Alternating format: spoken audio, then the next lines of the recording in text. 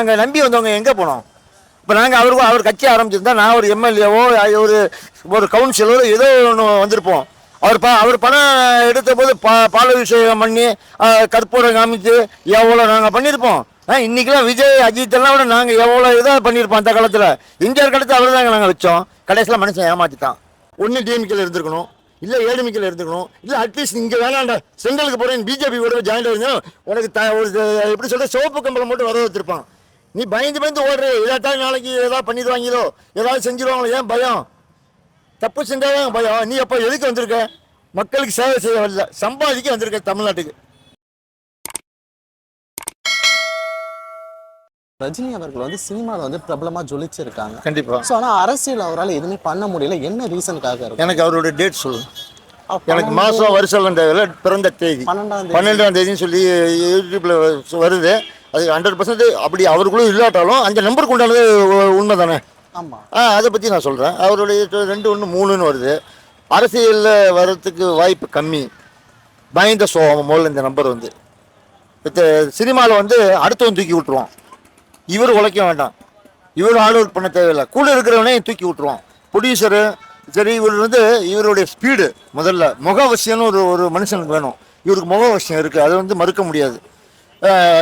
எதை எப்படி பண்ணணும்னு ஒரு தடவை சொல்லிட்டீங்கன்னா காப்பி அடிக்கல கில்லாடி, அதுலேயும் இது குறை சொல்ல முடியாது.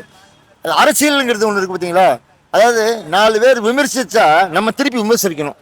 ஒருத்தன் ஊற்றி கழுவணும்னு வைங்களேன், நம்ம கழுவி ஊற்றணும். அந்த டேலண்ட் எல்லாருக்கும் வராது. இவருக்கு ஆண்டா பைசா கொடுக்குற அனுபவத்தை கொடுத்துட்டான், பைசா சம்பாதிக்கிற அனுபவத்தை கொடுத்துட்டான். பிறகு விமர்சிக்கிற அளவுக்கு பேசுகிற திறமையை கொடுக்கல. சினிமா அடுத்தவன் சொல்லி கொடுத்து இவர் பேசுகிறாரே தவிர இவர் சுயமாக பேசுறது கிடையாது. அது மாதிரி இவர் அரசியல் சுயமாக பேசணும். அந்த அறிவு அந்த ஆற்றலை கடவுள் இவருக்கு கொடுக்கல. ஏதாவது ஒரு மனுஷனுக்கு சில பேருக்கு 2-3 லக்கு கொடுப்பான், சில பேருக்கு 2 லக்கு கொடுப்பான். இவருக்கு 2 லக்கு கொடுத்துருக்கான். ஒன்று என்னன்னு கேட்டீங்கன்னா மக்கள்கிட்ட பேர் வாங்குறது. எது பண்ணாலும் சரி வித்தியாசமாக பண்ணுற மாதிரி இருக்கும். ஆனால் எல்லாரும் பண்ணுற மாதிரி கிடையாது. இவர் டைப்பே வேறு. அது ஒன்று. ரெண்டாவது கடைசி வரைக்கும் சினிமா நடிச்சிட்டு இருப்பான். கோடி தான். அது சிறு யங்ஸ்டர் வந்தாலும் சரி எவன் வந்தாலும் சரி சாவர வரைக்கும் சினிமாவில் அவருக்கு வாய்ப்பு உண்டு. அவருக்குன்னு எவனோ ஒருத்த மாட்டிடுவான், சிக்கிடுவான், செஞ்சிடுவான், செதுக்கிடுவாங்க. இன்னும் அது உண்டு. அரசியல் வர்றதுக்கு வாய்ப்பு இல்லை. வாய்ப்பு வந்தாலும் இவர் பின்னோக்கி போயிடுறாரு. அதாவது ஒரு மாநாடு, ஒரு பப்ளிக் மீட்டிங்லாம் போகணும். ரெண்டாவது பப்ளிக் சர்வீஸ் பண்ணணும். இவர் பப்ளிக் எந்த ஹெல்ப்பும் பண்ணல. பப்ளிக் அவர் வளர்ந்தார், ரசிகரை வளர்த்தார். அதெல்லாம் அப்புறம் ரசிகருக்கு என்ன செஞ்சார்? அவர் நம்பி வந்தவங்க துரோகம் பண்ணார். நீ கட்சி ஆரம்பிக்கிற என்ன? சரி ஆரம்பிச்சேன், ரைட்டு. உன்னை நம்பி நாங்கள் வந்தோம். நாங்கள் அவர் பேட்ச், அவருடைய பேட்ச் நான். ஆனால் அவரை நம்பி நாங்கள் வந்தோம். அவருக்கு அடுத்த சினிமாவுக்கு போயிட்டாரு. எனக்கு கட்சி வேணாலும் கட்சியை க்ளோஸ் பண்ணிட்டு ஒதுங்கிட்டாரு. எனக்கு இனிமேல் சினிமான்ட்டு. அப்போ நாங்கள் நம்பி வந்தவங்க எங்கே போனோம்? இப்போ நாங்கள் அவர் கட்சி ஆரம்பிச்சிருந்தா நான் ஒரு எம்எல்ஏவோ ஒரு கவுன்சிலரோ ஏதோ ஒன்று வந்திருப்போம். அவர் பணம் எடுத்த போது பால விஷயம் பண்ணி கற்பூரம் காமிச்சு எவ்வளோ நாங்கள் பண்ணியிருப்போம். இன்னைக்கெல்லாம் விஜய் அஜித் எல்லாம் விட நாங்கள் எவ்வளோ இதாக பண்ணியிருப்போம். அந்த காலத்தில் எம்ஜிஆர் காலத்தில் அவர் தாங்க நாங்கள் வச்சோம். கடைசியில் மனுஷன் ஏமாற்றிட்டான். நாங்கள் பார்த்தோம். அப்புறம் உனக்கு எதுக்கு அரசியல்? நீ அரசியலை கண்டால் பயப்படுற. அடுத்தால யார் வருவோம்? அவங்களுக்கு பார்ப்போம். அடுத்த சான்ஸ் வந்தது எங்களுக்கு, வந்துக்கிட்டு தான் இருக்குது. ஒன்றும் பிரச்சனையே இல்லை. ஆனால் இவர் பண்ணது ஒன்றும் வரேன்னு சொல்லணும், இல்லை வரலைன்னு சொல்லணும். வராமல் இருந்தால் ஒரே முடிவில் இருக்கணும். ஸ்ட்ரைட் வர இவர் நம்பி வந்தது எத்தனை பேரோட லைஃப் போஸ்ட் தெரியுமா? நாங்கள் எவ்வளோ கஷ்டப்பட்டுருப்போம். அதாவது காசு சம்பாதிக்க அரசியலுக்கு வரல. இப்போ இருக்கிறவங்க மாதிரி நாங்கள் அந்த பீரியடில் எம்ஜிஆருக்கு அப்புறம் இவர் நினைச்சது இல்லைன்னா மக்களுக்கு ஏதோ உதவி பண்ணுவார், மக்களுக்கு சேவை செய்வார்னு பார்த்தோம். இங்கே இருக்கிற கம்பெனி ஏதாவது நிறைய கம்பெனிலாம் ஆரம்பித்து மக்களுக்கு தொழில் வேலை வாய்ப்பு கொடுப்பாருன்னு எதிர்பார்த்தோம். இவர் எல்லாத்தையும் கொண்டு பெங்களூர் கொண்டு போயிட்டாரு. இங்கே ஒரு ப்ராப்பர்ட்டி, இங்கே வீடு மாத்திரம் ப்ராப்பர்ட்டி, வேற ஒன்றுமே இல்லை, ஒன்றுமே கிடையாது. எல்லாத்தையும் அங்கே கொண்டு போயிட்டேன். நீ இங்கே தமிழ்நாட்டு மக்களுக்கு ஒரு நிறைய கம்பெனி நடத்தி நிறைய பேருக்கு வேலை கொடுத்துருந்தேன்னா இன்னைக்கு தமிழன் முளைச்சிருப்பாயா? இன்னைக்கு தமிழ்நாட்டில் நீ வெளியே உன்னை ஜெயிக்க வச்சிருப்பாங்க. இன்னைக்கு எந்த நாட்டுக்காரங்க எந்த ஸ்டேட்டுக்காரங்க வேலை செய்கிறான்? அவனை வர வச்சது யாரு? உங்களுமே ஆளுக்கு தான். இங்கே சம்பாதிச்சு நாங்கள் கஷ்டப்பட்டு பகலாக வேலை செஞ்சு அந்த வர காசில் ஏதோ மன நிம்மதிக்காண்டி சினிமாவுக்கு வரும். அந்த காசை நீ வாங்கிக்கிட்டு நீ ஃபுல்லாக உனக்கு ரைட்டு, எங்களுக்கு என்ன? உனக்கு நாங்கள் துட்டு கொடுத்தோம்ல மக்கள், ஒன்று எங்களுக்கு ரீப்ளேஸ்மெண்ட் பண்ணியிருக்கணும்ல. நீ ஏதாவது இலவசங்களோ இல்லை ஏதாவது ஒரு மழை நிவாரணம், வெள்ள நிவாரணம் எதுக்காக நீ கொடுத்தியா? ஒன்றும் தரலையே. யாருக்காவது ஹெல்ப் பண்ணேன்னு சொல்லு, ப்ரூவ் பண்ணு. கேட்டால் அவர் செஞ்சால் வெளியே தெரியாது, கொஞ்சமாவது தெரியணுங்க. கொஞ்சமா தெரியணும். அதாவது உடம்புல நம்ம ஆடைய வந்து ஃபுல்லா சுத்தக்கூடாது, கொஞ்சம் கேப் இருக்கணும், காத்தோட்டம் வேணும்னு சொல்றது இல்லை. அது மாதிரி தான் லைஃப்ல கொஞ்சமா நீ பண்ணதை வெளியே சொல்லு. ஒரு 30% சொல்லு, 70% நீ சொல்ல வேணாம். நீ ஒண்ணுமே பண்ணலையே, அப்ப உன்னை எப்படி அரசியலுக்கு கொண்டு வருவோம்? நாங்க பார்த்தோம், வேற வழி இல்லை, தூக்கி அடுத்த ஆள் வாட அப்படி அடுத்த ஆளை கொண்டு வந்திருக்கோம். அடுத்த ஆள் வருவோம், அவனுக்கு நாங்கள் சப்போர்ட் பண்ணுவோம், கண்டிப்பா செய்வோம். இவரை மாதிரி ஏமாத்துறது இல்லை. அவருக்கு சென்ட்ரல் கவர்மெண்ட் கௌரவிச்சது, அந்த கௌரவிச்சதுக்கு இவராது ஏதாவது ஒரு தேங்க்ஸ் சொன்னாரா? இல்லையே. இல்ல ஆனா நீங்க சொல்றது கரெக்ட் தான். இப்போ வந்து நடிக்கிறாரு, எதுவும் பண்ணலன்றீங்க. ஆனா நடிக்கிறது அவர் கஷ்டப்பட்டு நடிக்கிறாரு, அவருக்கு கஷ்டப்பட்டு கிடையாது. அது ப்ரொடியூசர் முதல் போடுறான், அவனுக்கு தான் வெளியே படம் ஊத்திக்கிச்சுன்னு அவனுக்கு தான் தெரியும். அதுதான் ஊத்திக்கிச்சுன்னா இப்ப அவர் தான் ஃபேஸ் பண்ணணும் அதை. கண்டிப்பா அப்படி ஏதோ ஃபேஸ் பண்ணிருக்காரு. ஏன் படம் ஊத்தாமலாம் முன்னால ஊத்தி தான் இருக்கு. இதே நல்ல டைரக்டர் அவருக்கு மாட்டினது சிக்கினது நல்லது, நல்ல ப்ரொடியூசர் சிக்கினது. ரெண்டாவது நேரம் ஒரு மனுஷனுக்கு வரும், அவருக்கு நேரம் இருக்கு. எதுல?